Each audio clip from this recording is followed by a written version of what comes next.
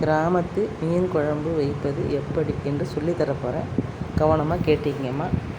முதலில் இதுக்கு தேவையான பொருள்: வெந்தயம், சின்ன வெங்காயம், தக்காளி, பச்சை மிளகாய், இவ்வளோதும் போட்டு சேர்க்க வேண்டும். மிளகாத்தூள், அது தேவையான புளி வச்சுருக்கேன். சோம்பு, சீரகம், பூண்டு அரைக்கிறதுக்கு, சின்ன வெங்காயம் கொஞ்சம் அரைக்கிறதுக்கு வச்சுருக்கேன். மண் சட்டியை போட்டு கொஞ்சோண்டு வெந்தயம் போடணும். வெந்தயம் காஞ்சதும் சின்ன வெங்காயம், பச்சை மிளகாய்,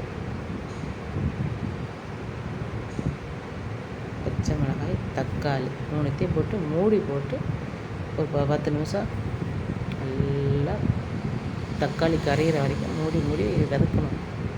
வதக்கின பிறகு இந்த காமிச்ச பொருளில் புளி இருக்குல்ல, அதை ஊற வச்சு முன்கூட்டியாக ஊற வச்சு அதை கரைச்சி தேவையான மிளகாத்தூள், உப்பு போட்டு கரைச்சி அதில் ஊற்றவும். ஊற்றி நல்லா கொதி வந்தவும் மாங்காய், விருப்பப்பட்டால் மாங்காய் போடுங்க, இல்லைன்னா வேணான்னா விட்டுருங்க. நான் போட்டிருக்கேம்மா. நல்லா கொதித்த உடனே மாங்காய் வந்த பிறகு மீனை போடுங்கம்மா. மீனை போட்டு நல்லா ஒரு 10 நிமிஷம் கொதிச்சதுனாக்கா மீன் நல்லா வெந்துருமா.